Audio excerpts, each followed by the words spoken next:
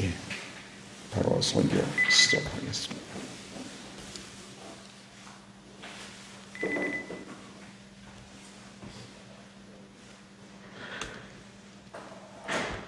아까 우리가 묵상했던 시편 120편 1절에서 시편 기자가 이렇게 노래했죠. 오 지극히 높으신 지존이시여, 주께 감사들을 드리는 것, 그리고 주의 이름의 찬양들을 노래하는 것은 선한 일이옵니다. 자, 감사는 은혜를 받았기 때문에 드리게 되죠. 또 은혜 입은 것을 실감하고 실제로 알고 있기 때문에 감사드리게 됩니다. 그러니까 은혜를 받았어도 은혜 받은 줄을 모르면 감사할 수가 없게 되죠. 그런데 가만히 보면 은혜 입은 일도 없고 은혜 입고도 그것을 알지도 실감하지도 못하면서 감사합니다 하고 그냥 무심코 말하는 경우도 있어요. 이건 거짓 감사입니다. 빈말인 거죠. 또 별로 감사하다고 느끼지 않으면서도 그냥 예의상 고맙습니다 이렇게 할 때가 많아요. 또 아이가 어떤 어른에게 선물 같은 걸 받으면 그 부모가 고맙습니다 해야지 하고 감사를 표하라고 종용할 때가 많죠. 그러면 그 아이는 부모가 시키는 대로 고맙습니다 하고 말하면서 고개를 까딱합니다. 그리고 그만입니다. 그것으로 받은 은혜에 대한 감사가 충분히 끝났다고 생각하는 거죠. 세상은 감사를 그렇게 표하고 맙니다. 그런데 하나님의 은혜에 대해서 성경이 종용하는 감사는 전혀 다릅니다. 하나님에 대한 감사는 최소한 하나님의 이름에 노래까지 하면서 하나님을 찬양해야만 끝나는 것으로 간주합니다. 노래한다. 언젠가도 말씀드렸습니다만 이 말은 여러 가지 의의를 복합적으로 담고 있는 말입니다. 노래는 첫째 무엇인가에 대한 벅찬 감정에서 우러나옵니다. 때로는 추억과 그리움, 때로는 사랑과 우정, 때로는 기쁨, 때로는 슬픔, 또 때로는 회한, 때로는 감사, 또 때로는 원망, 열망, 감격과 감동, 또 때로는 굳은 결의, 또 때로는 영광, 또 때로는 격려와 응원, 또 칭송과 기리는 마음, 존경과 충성심, 이런 감정들이 벅찬 감정으로 터져 나올 때 그 감정에 어울리는 아름다운 선율을 붙이고 리듬을 붙여서 시적인 언어로 소리내어 표현하는 것, 이것이 노래입니다. 무엇인가에 대한 벅찬 감동을 표현하는 것이기 때문에 노래 속에는 어떤 노래든 그것이 진실하다면 진실한 마음이 담깁니다. 노래한다 하면 무엇인가에 대한 벅찬 감격의 표현이기 때문에 그렇습니다. 얼마 전에 어떤 대중가요 가수가 나 아무개라는 리사이트를 했던 모양이야. 저는 그런 것 전혀 보질 않는데 그 이튿날 우리 집사람이 얘기하는 데 보니까 역사적이었다 이렇게 표현해요. 내가 실수를 금했는데 그게 뭐 이렇게 대단히 역사적이야. 근데 방송 보니까 참 대단했던 것 같아. 그리고 에피소드가 몇 가지 신문에 실렸어요. 그 뒤에 며칠 뒤에 하루는 우리나라 최고 재벌이 환갑잔치에 초청을 했는데 거부했어요. 그 가수가. 이유인즉 나는 내 노래를 돈 내고 듣는 사람에게, 표를 사는 사람에게 부르는 가수요. 내 노래 듣고 싶거든 표를 사시오. 부르지 말고. 이게 이유였대. 또 한 가지 에피소드는 북한의 김아무개가 그 우리나라 대통령으로 부르는 그 연회에 그 가수를 초청했대요. 그런데 안 갔어. 그래서 그 김아무개가 아니 이 좋은 자리에 초청인데 안 오다니 웬일이 어디 아프기라도 합니까? 바쁘답니다. 대답이. 나 바빠서 못 가요. 그거 보면 참 멋쟁이였던 건 같아. 그게 사실이라면. 그럴 수 있는 배포가 있다는 건 대단한 거예요.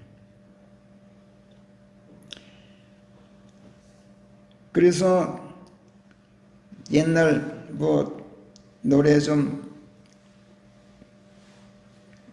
한번 들어볼까 해서 제가 주책이지만 그 동네 전파사에 가서 혹시 나오나 테이프 있어요? 그랬더니 이때 CD가 집에서 한번 들어봤어요. 며칠 전에. 그랬는데 이 친구 노래가 보통이 아니더라고. 아닌 게 아니라 그냥 잘 부르는 게 아니라 벅찬 감동을 표현할 줄 알더라고. 그러니까 벅찬 감동을 마음을 표현한다는 건 진실을 토로한다는 얘기예요. 그러니까 그게 시시한 가사라 하더라도 어쨌든 진실을 쏟아내고 있었다라는 점에서 제가 그런 거로구나. 제가 시편 92편을 읽으면서 같은 그 체험을 해봤어요. 또 노래는 벅찬 감격의 표현이기 때문에 그 감정을 혼자 마음속에 숨겨두지 않고 많은 다른 사람들이 들을 수 있게 큰 소리로 외치는 것을 말합니다. 그러니까 흥얼거리는 건 노래가 아니에요. 내 감동을 다른 사람과 나누어 갖고 싶은 열망에서 터져 나와야 그게 노래란 말이에요.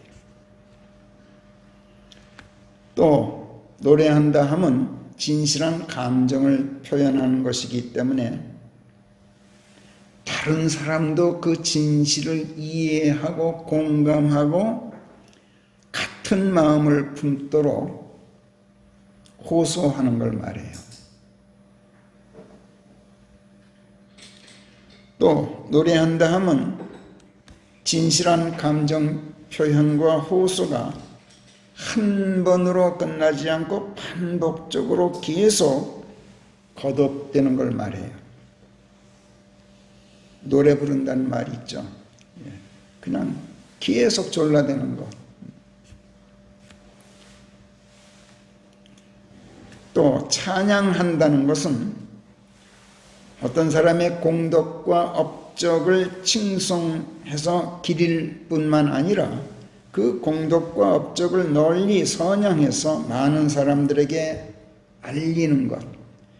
그래서 다른 사람들도 그 칭송에 공감하고 그 업적을 기리는데 동참하도록 호소하고 선동하는 것을 말해요. 이런 점에서 노래한다는 말과 찬양한다는 말은 같은 말이에요. 단 찬양 속에는 슬픔과 회환, 원망 따위는 없어요. 이 점에서는 노래와 달라요. 하나님의 이름, 문자 그대로 하나님을 지칭하는 명칭이죠. 그렇지만 그와 동시에 또 하나님께서 이르시는 말씀들이고 하나님에 대해서 이르는 말씀들을 뜻한다고 우리가 그동안 쭉 배워왔습니다. 그래서 하나님의 은혜에 감사하여 그분의 이름의 찬양들을 노래한다 하는 말은 하나님의 은혜가 그분께서 이루신 그분의 말씀들을 통해서 베풀어졌고 우리가 그분의 은혜를 입게 된 것이 그분의 말씀을 통해서 은혜를 입은 것이기 때문에 그분께서 이루신 그분의 말씀들에 감사하는 마음이 벅차올라서 그 벅찬 진실한 감정을 시적 언어로 곡을 붙여서 큰 소리로 외쳐 부른다. 이로써 나 혼자만이 아니라 다른 많은 사람들도 함께 듣고 나의 감정을 이해하고 하나님의 은혜에 대한 감사에 공감하도록 또 그분께서 이루시는 말씀들에 귀를 기울이는 일에 동참하도록 호소하고 선동한다는 뜻입니다. 그러면서 하나님의 말씀들을 널리 선양해 알리는 것을 말합니다. 여기까지 해야만 이것이 하나님의 은혜에 대한 최소한의 감사 표시가 된 것으로 성경은 간주합니다. 그러니까 하나님 감사합니다. 이건 감사가 아니란 말이에요. 하나님께 감사한다면서 하나님의 말씀들을 선양하지는 않고 단지 감사합니다 하고 말하는 것으로 끝나면 이건 하나님의 은혜에 대한 최소한의 감사 표시도 하지 않은 것으로 하나님께서 생각하신다는 거예요. 주께 감사들을 드리는 것 그리고 주의 이름의 찬양들을 노래하는 것은 선한 일이옵니다 하고 여기 1절이 말씀합니다. 선하다. 이 말은 하나님의 뜻, 하나님의 생각, 하나님의 의도에 합치한다는 뜻이어서 성경에서 선하다라고 말할 때 이거는 도덕적인 선 이상의 의미를 갖는다고 우리가 옳게 배워왔습니다. 그래서 1절 말씀은 하나님의 말씀들을 널리 선양해서 많은 사람들에게 알림으로써 그분의 은혜에 대한 최소한의 감사 표시를 하는 것은 하나님께서 바라시는 바다. 그래야만 하나님께서 당신의 이름, 당신의 말씀들을 통해서 우리에게 은혜를 베푸신 목적과 의도에 부응하는 것이 된다. 이런 뜻입니다. 성경 말씀들은 한마디 한마디 한 구절 한 구절 속에 이처럼 아주 많은 깊은 의미들이 잔뜩 응축되어 있습니다. 우리가 하나님의 말씀들을 주의 깊게 귀 기울여 듣지 않으면 안 되는 이유이죠. 2절 아침이면 주의 자애로우심을 드러내 보이고 저녁마다 주의 신실하심을 드러내 알리는 것. 이미 앞에서 말씀드렸습니다만 찬양한다 하면 벅차오르는 진실한 감정, 감동을 시적 언어에 곡을 붙여 큰 소리로 외쳐 부름으로써 나 혼자만이 아니라 다른 많은 사람들도 듣고 내 감정을 이해하고 하나님의 은혜에 대한 감사에 공감하고 그분께서 이루시는 말씀들에 귀를 기울이는 일에 다 함께 동참하도록 호소하고 선동하면서 하나님의 말씀들을 널리 선양해 알리는 것이라고 했습니다. 무엇에 감사하고 무엇에 감동합니까? 하나님의 자애로우심, 거기에 감사하고 그분의 신실하심에 감동합니다. 하나님께서 신실하시다. 이 말은 하나님께서 약속하신 말씀들을 반드시 이행하셔서 약속을 지키시기 때문에 하나님의 말씀들은 한 말씀도 빈 말씀으로 끝나지 않는다. 이런 뜻입니다. 하나님의 자애로우심에 감사하는 것, 그래서 고맙습니다 하고 말씀드리는 것으로만 끝나지 않고 그 자애로우심에 대한 약속을 이행하신 하나님의 신실하심을 널리 드러내서 많은 사람들에게 선양해 알려야만 감사한 것이 된단 말이에요. 그런데 그것도 한두 번으로 끝나는 것이 아니라 아침마다 저녁마다 노래 불러야 한다고 말씀합니다. 반복적으로 거듭하기를 계속하여야 한다는 거예요. 또 그것도 작은 소리가 아니라 큰 소리로 외치면서, 큰 소리도 모자라서 노래 소리로도 충분하지가 않아서 3절에 보면 10줄 현악기에 맞추고 비파 소리에 맞춰서 그리고 수금에 맞춰서 장엄한 소리로 하여야 한다고 말씀합니다. 이것이 선한 일이다. 이것이 하나님께서 바라시는 바다.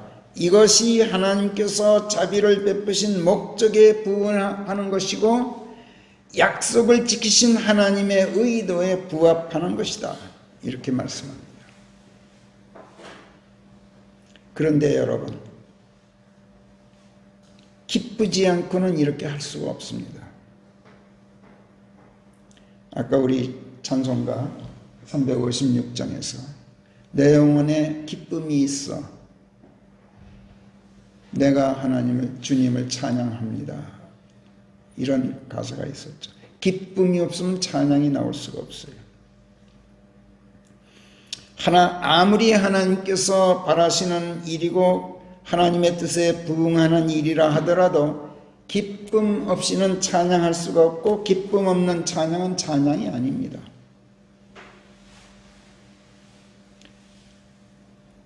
그렇다면 우리가 찬양할 때 왜 기쁩니까? 왜 기뻐서 찬양합니까? 무엇이 기쁘다는 말입니까? 구원받았으니까 기쁘죠.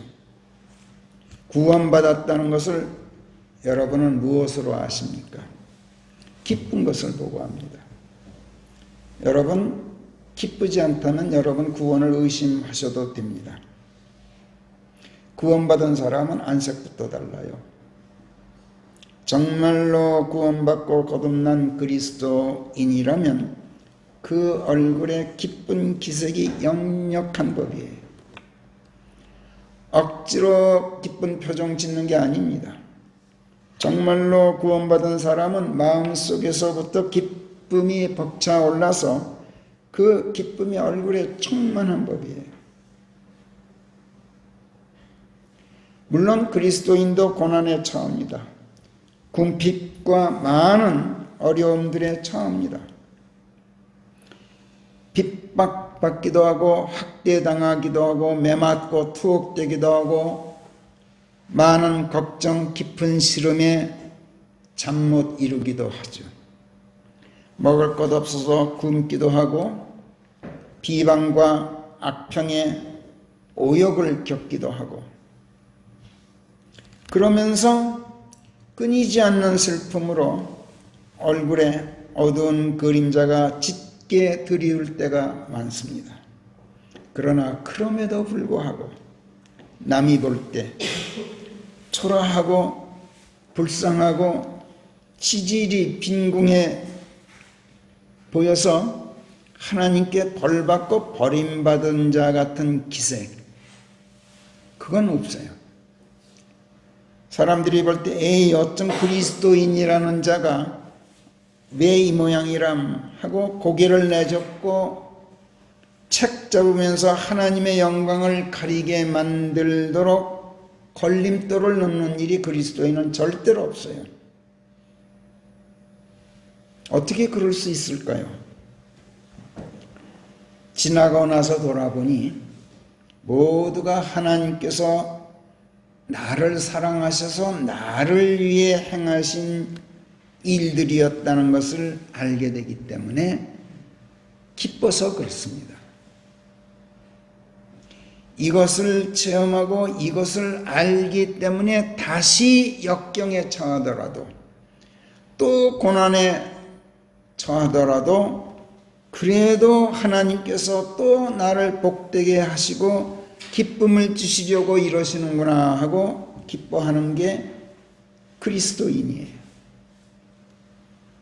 이 생에서 세상 것으로 은혜 입지 못하고 기쁨을 얻지 못할지라도 오는 세상에서 더 많은 복을 주시려고 그러시는구나. 이것을 알고 그 소망 안에서 기뻐하는 것. 이런 사람이 그리스도인이에요. 뭘 참고 인내해도 억지로 참고 슬픔으로 인내하는 게 절대 아니에요. 그리스도인은 참고 인내해도 단연코 기쁨으로 참고 기쁨으로 인내해요. 그래서 고통과 슬픔으로 가슴이 무너지고 마음이 찢어져도 절대로 낙심하고 절망하지 않기 때문에 그리스도인의 마음 밑바닥 깊이 자리 잡고 있는 기쁨, 그 기쁨은 흔들리지 않고 얼굴에 서리게 되고 그 서려 있는 희색은 사라지질 않아요. 심지어 심각한 문제에 봉착해서 금식을 하더라도 슬픈 기색 보이지 말고 깨끗이 씻은 얼굴, 기름 바른 단정한 머리로 금식을 하라. 이로써 다른 사람들에게 티를 내지 말라. 오직 은밀히 계시는 하나님께서만 아시도록 하라.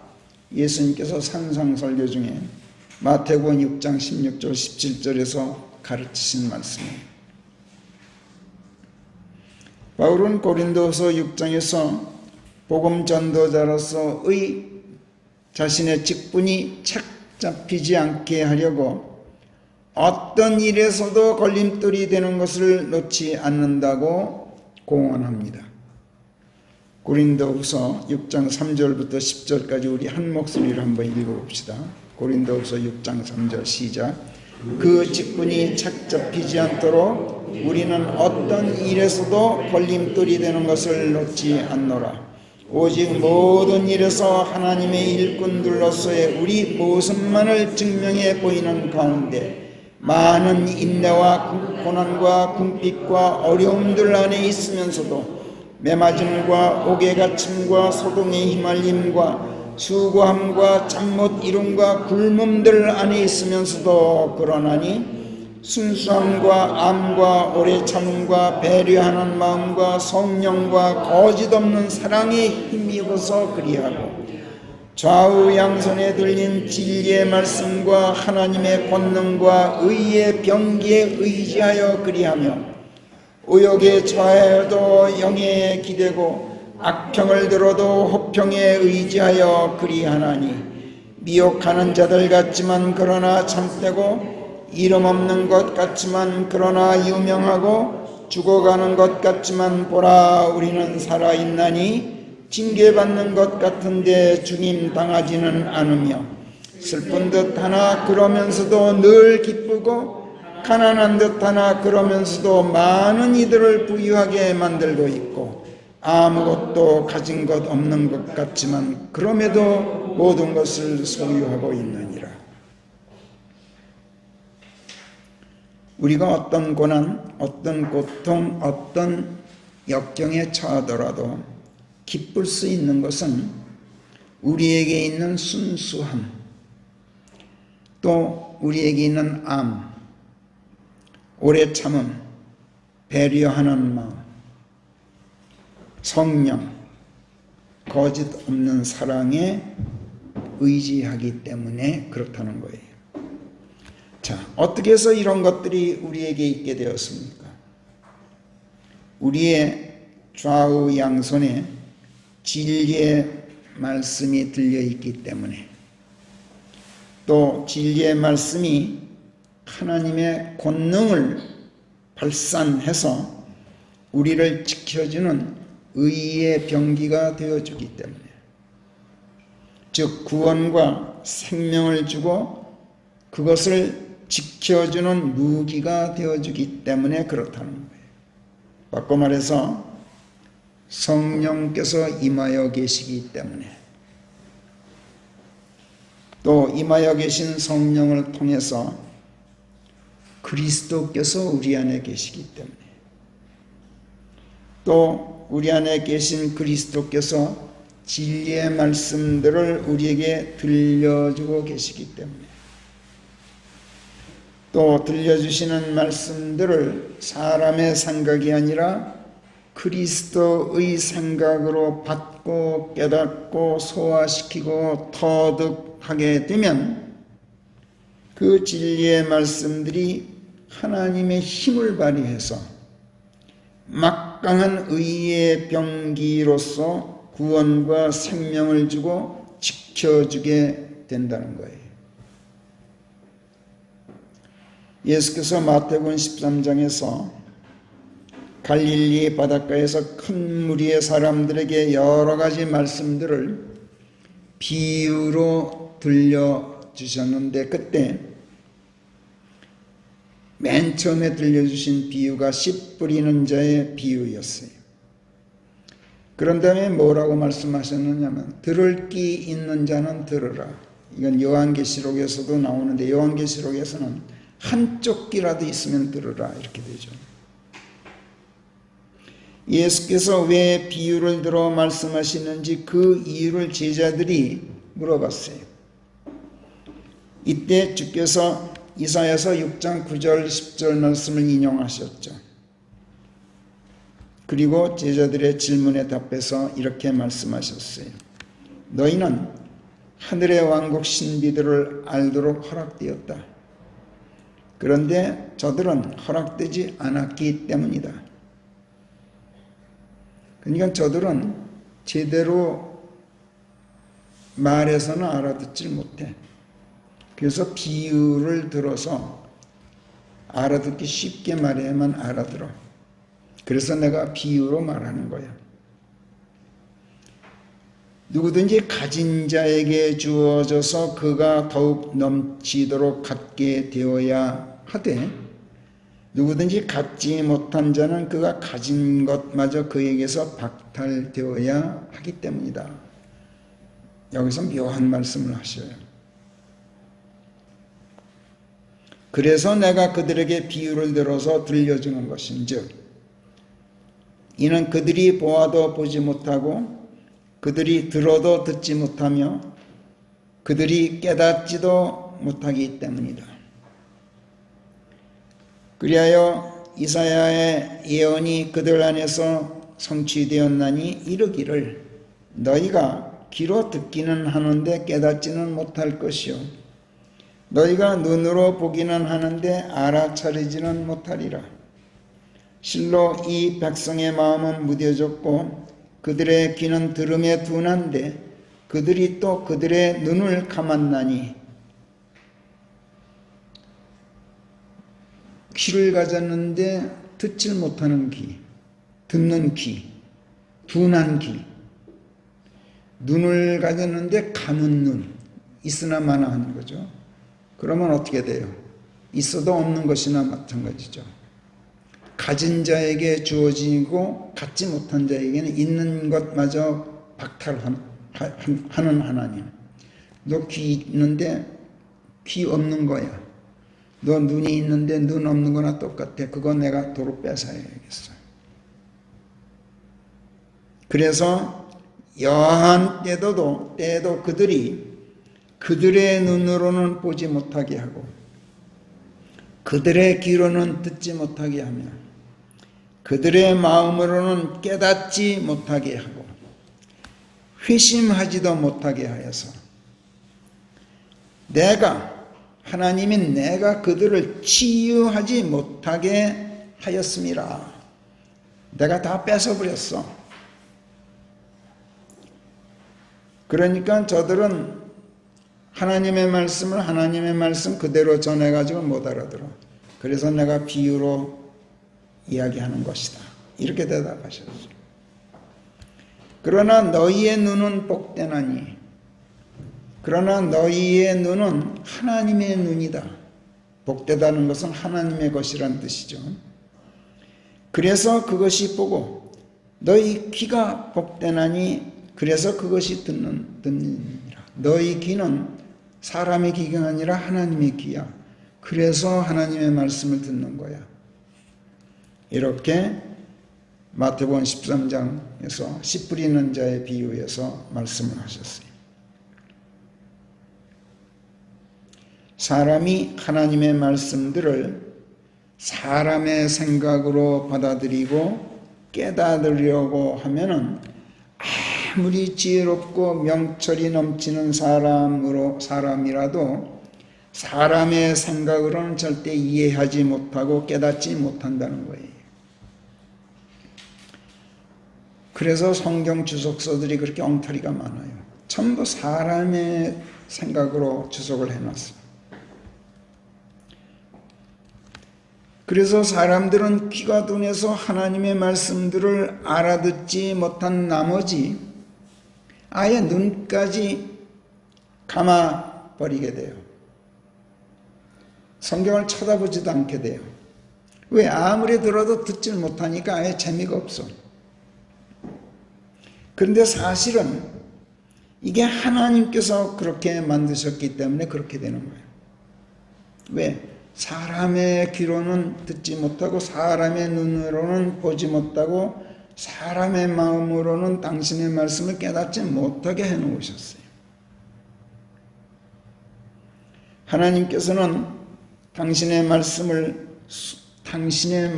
당신의 눈과 귀로 보고 듣고 그리스도의 생각으로 이해하고 성령의 마음으로 깨닫도록 해놓으셨어요. 그러면은 하나님의 눈과 귀, 그리스도의 생각, 성령의 마음이 어디서 옵니까? 물론 하나님의 말씀에서 오죠. 그래서 하나님께서는 당신의 말씀들을 소유한 사람에게 계속 말씀들을 넘치도록 부어주셔요. 가진 자에게 더 주시고 가진 자에게 더 주십니다. 그렇지 못한 사람에게는 몇 마디 겨우 갖고 있는 말씀마저 박탈해 버리셔요. 그러기 위해서 하나님께서는 당신의 말씀들을 사람의 생각으로는 절대 이해하지 못하도록 해놓으셨던 거예요. 하나님의 말씀은 하나님의 눈, 하나님의 귀, 하나님의 마음이 아니면 절대로 보고 듣고 깨닫지 못해요. 그런데 우리에게는 복된 눈, 복된 귀, 하나님의 마음이 있어요.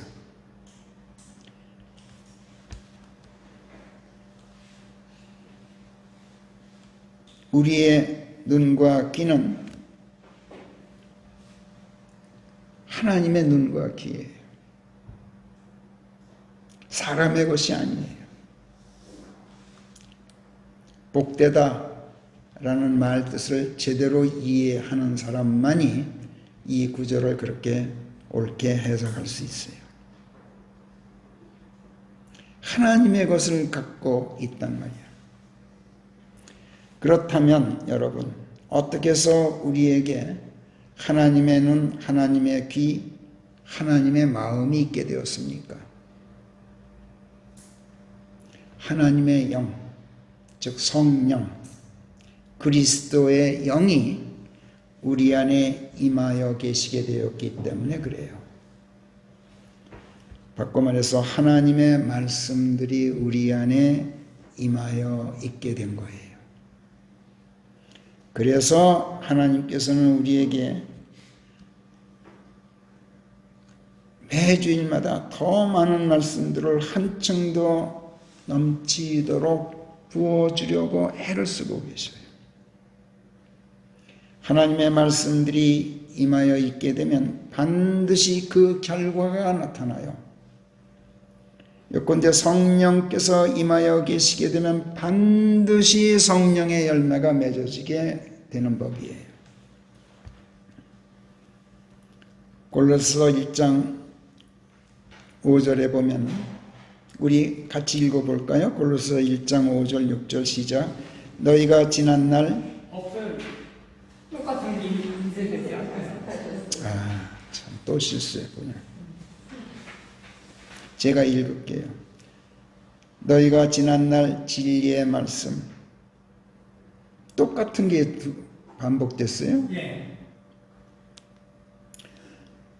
골로새 1장 5절 너희가 지난날 진리의 말씀 곧 복음 안에서 그것에 관하여 들었거니와 그 복음이 온 세상에 임하여 있듯이 너희에게도 임하여 있느니라.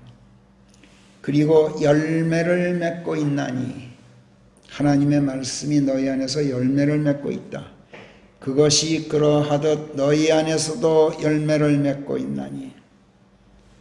하나님의 말씀은 열매를 맺는 법인데 너희 안에 말씀이 맺기 때문에 너희 안에서도 그 말씀이 열매를 맺고 있나니 너희가 복음을 듣고 진리 안에 있는 하나님의 은혜를 알게 된 날 이래로 그러하니라. 골로새 1장 5절 6절 말씀이 하나님의 말씀이 임하면 그 말씀이 빈손으로 돌아가는 법이 없어요. 헛되이 하늘로 다시 돌아가는 법이 없어요. 하나님의 말씀은 절대로 없어요. 하나님의 말씀은 반드시 싹이 터요. 반드시 자라고 반드시 열매를 맺어요. 씨 뿌리는 자의 비유를 들려주신 예수께서 씨 뿌리는 자는 말씀을 뿌리는 것이다. 이렇게 마가복음 4장 14절에서 말씀하셨죠. 누가복음 8장 11절에서도 그 씨는 하나님의 말씀을 말한다. 이렇게 분명하게 주석해 주셨어요. 또 뿌려지는 말씀의 씨를 기쁨으로 좋은 밭에 받는 사람은 열매를 맺고 소출을 내는 자인즉 더러는 100배로 내고 더러는 60배 더러는 30배로 낸다. 이렇게 마태복음 13장 23절에서 말씀하셨어요. 하나님의 말씀을 좋은 밭에 받는다. 이게 무슨 뜻일까요? 사람의 눈과 귀, 사람의 생각에 받는 게 아니라 하나님의 눈과 귀, 그리스도의 생각으로 하나님의 마음밭에 뿌려지는 씨를 받는다. 말씀을 받는다. 이런 뜻이에요. 그러면 어떤 사람은 100배, 어떤 사람은 60배, 어떤 사람은 30배로 반드시 열매를 맺게 되는데 이 말씀의 열매를 성경은 다른 말로 성령의 열매다 이렇게 불러요. 그리고 성령의 열매는 갈라디아서 5장 22, 23절 보면은 성령의 열매는 곧 사랑이다 이렇게 선언해요. 너희 안에 말씀이 임하였느냐? 그 말씀이 싹이 트고 자라나서 열매를 맺으면 그것은 사랑이다. 이렇게 말씀해요. 성령께서 임하시지 않으면, 즉 하나님의 말씀이 임하여 있지 않으면 사람의 육신이 음욕을 품고 간음, 음행 등 온갖 더러운 짓들을 하고 우상숭배, 무당짓들을 하는가 하면 증오하고 으르렁거리고 경쟁하고 노하고 다투고 선동하고 시기하고 살인하고 술 취하고 반역하는 등 이단적인 행동을 일삼지만 그 다음에 갈라디아서 5장 22절이 그러나 성령의 열매는 사랑인즉 이렇게 이어져요. 곧 기쁨과 화평과 오래 참음과 정중함과 선함과 믿음이요 온유와 절제니 그것을 막고 금지할 법이 없느니라.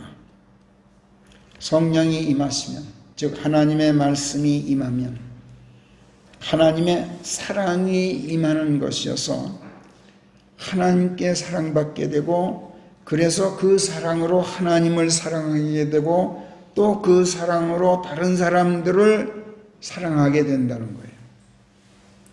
반대로 하나님께 사랑받게 되면 성령께서 임하시게 되고 하나님을 사랑해도 성령께서 임하시기 때문에 그리스도의 마음으로 사랑하게 되고, 다른 사람들을 사랑해도 사람의 마음으로 사랑하는 게 아니라 그리스도의 사랑으로 사랑하게 돼요.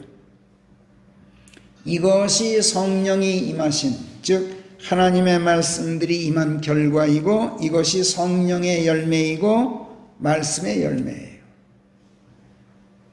그럴 수밖에 없어요. 성령께서 임하셨다, 이 말은 하나님께서 임하셨다는 뜻이기 때문에, 말씀이 임하셨다는 것이기 때문에, 그리스도께서 임하여 계신다는 뜻이기 때문에, 하나님께서 임하여 계신다는 것은 곧 사랑 그 자체가 임하여 있다는 뜻이기 때문에 그래요. 요한일서 4장 7절 8절에서 사랑하는 자들아 우리가 서로 사랑하자, 사랑은 하나님께로부터 나오느니라. 그래서 사랑하는 자는 누구나 다 하나님께 속하여 하나님을 아느니라. 사랑하지 않는 자는 하나님을 알지 못하나니 하나님께서는 사랑이심이라. 하나님은 사랑 그 자체셔요. 그러니까 하나님의 말씀이 임하였다, 그리스도께서 임하셨다, 성령께서 임하셨다, 하나님의 영이 임하셨다, 하나님의 말씀이 임하였다, 이 말은 사랑이 임하였다는 뜻이에요. 그러니까 사랑의 씨가 뿌려져서 사랑이 싹트고 자라고 사랑을 열매로 맺는 거예요. 당연한 얘기가 되죠. 근데 여기서 성령의 열매가, 여기서도 지난주에도 제가 말씀을 드렸습니다만, the fruit, 열매, the fruit of the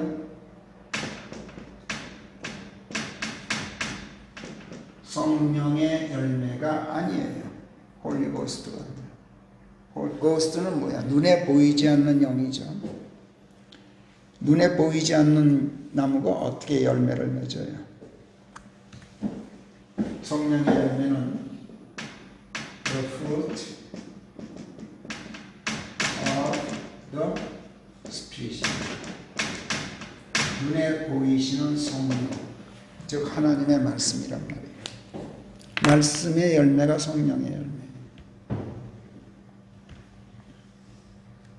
하나님의 말씀들이 내게 임해서 내 안에 하나님의 말씀들이 들어와 살고, 내가 또 그 말씀들 안에 거하고 있어서 하나님의 말씀들과 내가 하나가 되면, 알을 이루고 믿음을 이루면 사랑이신 하나님께서 나와 한 몸 되어 계신 거예요.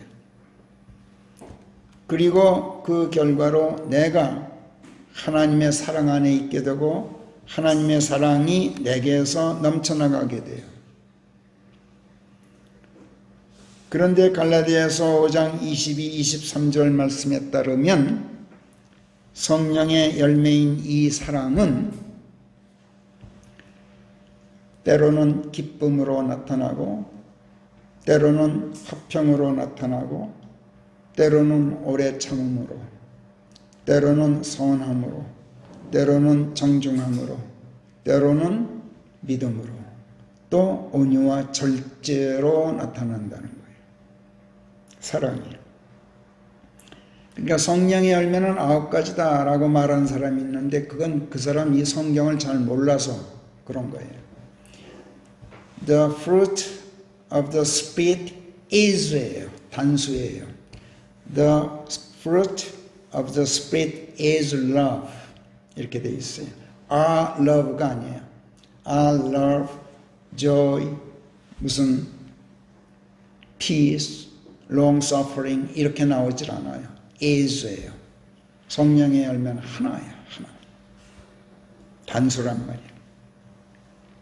사랑은 기쁨으로 나타나고 화평함으로 나타나는가 하면 또 오래 참음, 정중함으로 표출되기도 해요. 또 선함과 믿음으로 발산되기도 하고 온유와 절제로 나타난다는 거예요. 이 말을 바꿔 말하면 내게 기쁨이 없으면 사랑도 없다는 거예요. 내가 화평하지 못하면 사랑이 없기 때문에 사랑할 수가 없어. 오래 참음이 없고 정중하지 못하고 선하지 못하고 믿음 없고 온유하지 않고 절제하지 않는 것, 이거 모두 내 안에 하나님이 계시지 않고 따라서 그분의 사랑이 내게 있지 않기 때문이라는 거예요. 방금 보았듯이 요한일서 4장 8절은 사랑하지 않는 자는 하나님을 알지 못한다, 이렇게 말씀해요. 하나님을 알지 못한다는 것은 하나님을 인식하지 못한다는 뜻이 아니라고 우리가 배웠죠. 하나님과 알을 이루고 있지 못하다, 하나님과 한 몸이 되어 있지 못하다, 그런 뜻이에요. 하나님과 하나가 되어 있지 않으면 내 안에 사랑이 있을 수가 없어요. 하나님의 마음이 들어와 있지 않단 말이에요. 내 안에 사랑이 있다면 그것은 하나님의 말씀들이 내 안에 있고 그리스도께서 내 안에 들어와 계시기 때문에 그래요. 내 안에 사랑이 있다면 나는 절대로 화평하지 않을 수가 없어요. 그렇죠? 오래 참음이 없을 수가 없어요. 배려하는 마음, 정중함, gentleness. 성경에서 우리가 gentle하다는 마음, 이거는 정중하다는 뜻인데, 정중하다는 건 남을 배려하는 마음이에요. kindness와 같아요. kindness는 친절이라고 이제 보통 우리가 말하는데, 저는 친절이라는 말을 성경에서 안 써요. 왜냐하면 이게 일본 말이에요. 친절. 우리말에는 친절이라는 말이 원래 없어요.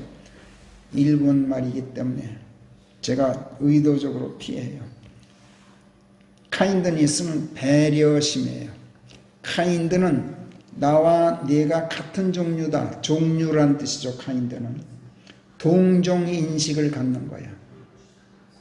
너는 나와 같고 나도 너와 같아. 그러니까 네 마음이 내 마음이고 내 마음이 네 마음이야. 이게 배려심이야. 그래서 kindness를 배려심이라고 옮기는 거예요. 배려하는 마음, 그게 gentleness예요. 청중함이야. 사랑이 있으면 kindness가, 정중함, 배려하는 마음이 저절로 우러나요. 또 하나님의 뜻에 일치하게 선하지 않을 수가 없어요. 하나님이 자신이 내 안에 들어와 계신데 어떻게 하나님의 뜻에 부합하지 않게 내가 마음 먹고 행동할 수 있겠어요? 또 그리스도와 한 몸 된 믿음이 없을 수가 없죠. 이미 하나가 되어 있는데. 온유하고 절제하지 않을 수가 없어요. 그러나 하나님의 사랑이 내 안에 있으면 그 무엇보다도 기쁨이 첫 번째로 나오게 돼 있어요. 그러니까 성령의 열매는 사랑인즉 하고 맨 처음에 기쁨 이렇게 나와요. 갈라디아서 5장 22절에서. 결국 사랑은 뭐니 해도 기쁨이라는 거예요.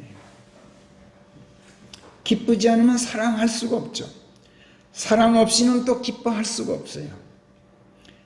누구에겐가 내가 사랑받고 있다면 내 안색부터 달라요. 또 내가 누군가를 사랑하고 있다면 내 얼굴색이 벌써 달라요. 사랑받고 있는 사람, 또 사랑하고 있는 사람의 얼굴은 기쁨으로 충만해서 기쁜 기색이 얼굴에 넘쳐나는 법이에요. 사랑받지 못하는데 어떻게 기쁠 수가 있겠어요? 사랑하지 않고도 어떻게 기쁠 수가 있겠어요? 또 기쁘지 않은데 어떻게 사랑해요? 기쁨이 없는데 어떻게 사랑받고 있다고 말할 수가 있겠어요? 하나님께서도 나를 기뻐하시기 때문에 사랑하시고 또 사랑하시기 때문에 하나님께서 기뻐하셔요. 또 하나님께서는 내게 사랑받으시기 때문에 기쁘시고 내가 다른 사람들에게 사랑을 베푸는 걸 보고 또 기쁘셔요. 화평도 마찬가지. 기쁘지 못하면 화평할 수가 없어. 화평하지 못하면 기쁠 수가 없어. 오래 참음도 그렇고 남을 배려하는 정중함도 그렇고 하나님의 부합하는 뜻에 부합하는 선함, 그리스도와 한 몸 되는 믿음, 온유하고 절제하는 것도 다 기쁘기 때문에 가능해요. 또 화평하고 오래 참고 정중하면 기뻐지죠. 선함과 믿음 안에 있으면 저절로 기쁘죠. 온유하고 절제하고 나면 또 기뻐지는 법이에요. 절제하지 않으면 그 다음에 반드시 마음이 우울해지고 회환을 느끼게 돼요. 근데 절제하고 나면 그때 기뻐요. 아, 내가 참 잘했다. 그래서 성령께서는 내 형제들아 주 안에서 기뻐하라. 빌립보서 3장 1절. 또 언제나 주 안에서 기뻐하라. 다시 말하노니 기뻐하라. 빌립보서 4장 1절. 4장 4절. 또 항상 기뻐하라. 데살로니가전서 5장 16절. 이렇게 성경 도처에서 기뻐하라, 기뻐하라 이렇게 권면하셔요. 기쁨은 우리 그리스도인들이 그리스도인들로서 그리스도인들답게 살아가는 동기예요. 또 원동력이고 목적이자 결과예요. 기쁘지 않으면 육신을 십자가형에 처해서 육신을 십자가형에 처할 수가 없어요. 기쁘지 않으면. 성정과 정욕을 죽여버릴 수가 없어요. 기쁨이 없으면 성령 안에 거하지 못해요. 하나님의 말씀들 안에서 행복하지를 못해요. 기쁘지 않으면 성경 말씀을 아무리 읽어도 재미가 없고 읽어지지도 않고 가까이 가기도 싫어요.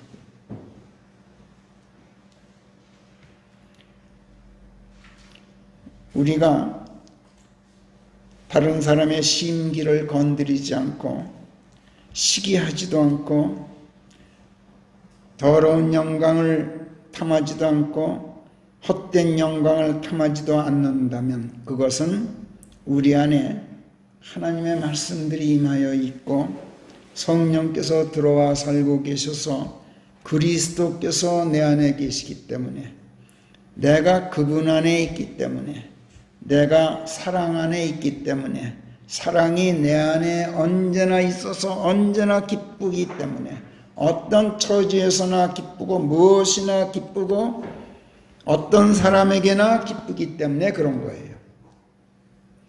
기쁨이 그렇게 중요해요.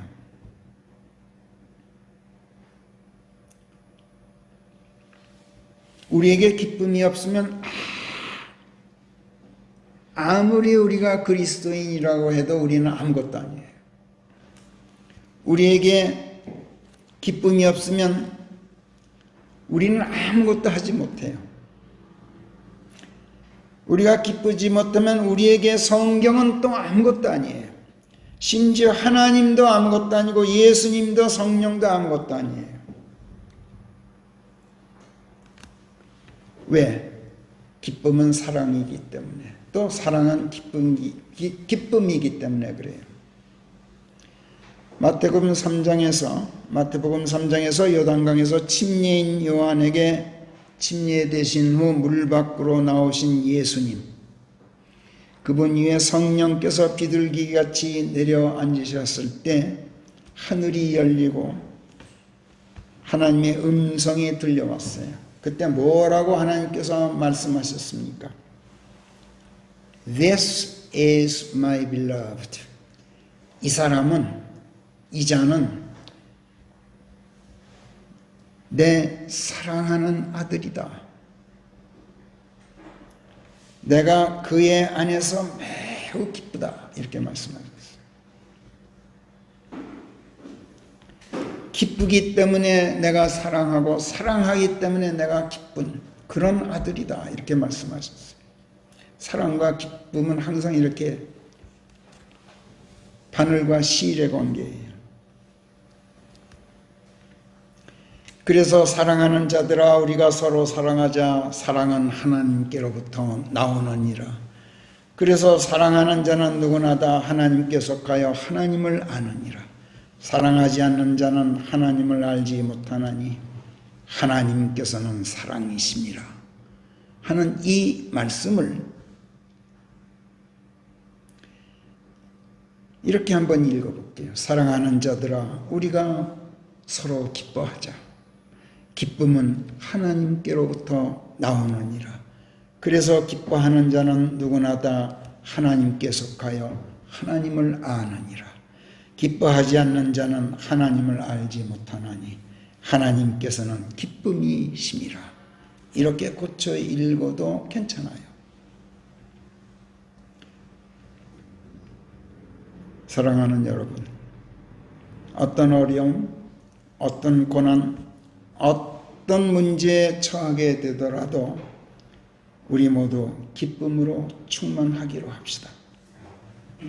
지나고 나면 그 모든 고난 역경들이 어떻게 해서든 우리에게 기쁨을 주고자 하시는 하나님의 사랑이었다는 것을 우리가 알게 되기 때문에 그래요.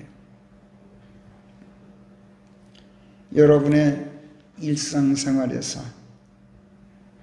모든 일, 모든 상황 안에서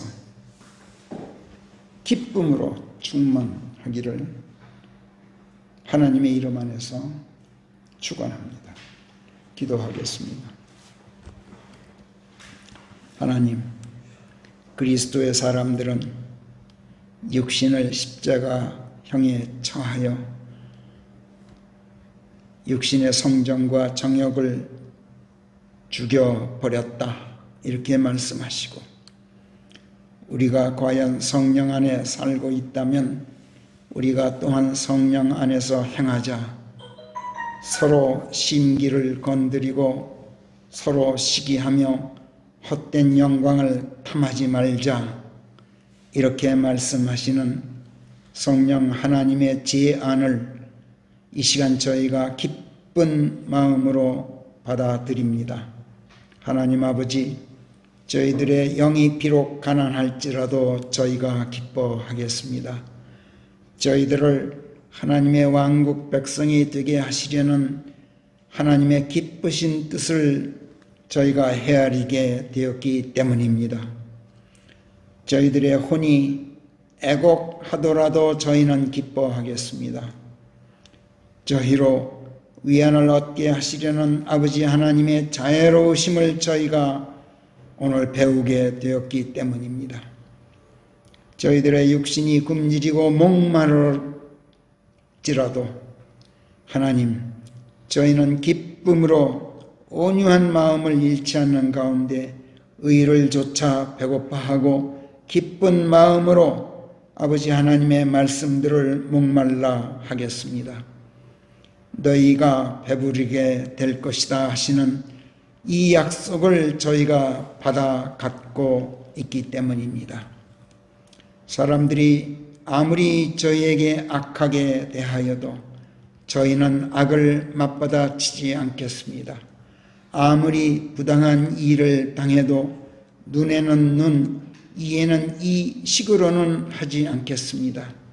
청하는 자에게 주고 빌리고자 하는 자에게 등을 돌리지 않겠습니다. 저주하는 자들을 축복하고 미워하는 자들에게 선을 행하고 천대 핍박하는 자들을 위하여 기도하겠습니다.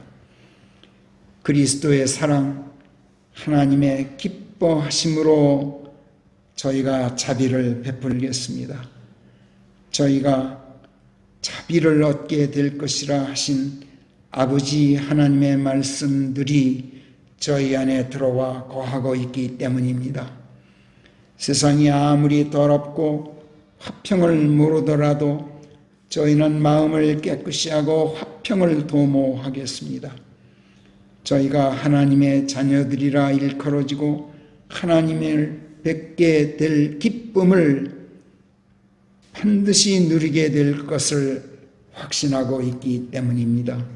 하나님, 의 때문에 핍박받고 주님 때문에 욕먹고 또 핍박하며 갖가지 악으로 고소당하고 거짓되게 고발을 당하더라도 저희가 복되다 하시고 하늘에서 받을 상이 큰즉 기뻐하라 하신 이 당부를 저희가 절대로 잊지 않겠습니다. 오늘 저희들의 예배를 기뻐 받으시고 이런 귀한 말씀들로 응답하시는 가운데 저희로 하여금 이렇게 다짐할 수 있게 해주신 것을 감사합니다. 그러나 하나님, 이 다짐, 헛된 다짐이 되지 않으려면 아버지께서 함께 하시고 성령께서 인도하시고 말씀으로 붙잡아 주셔야 합니다. 하나님, 저희들 이 다짐 지킬 수 있도록 해 주시옵소서. 감사하옵고 우리 주 예수 그리스도의 이름 안에서 기도하옵나이다. 아멘.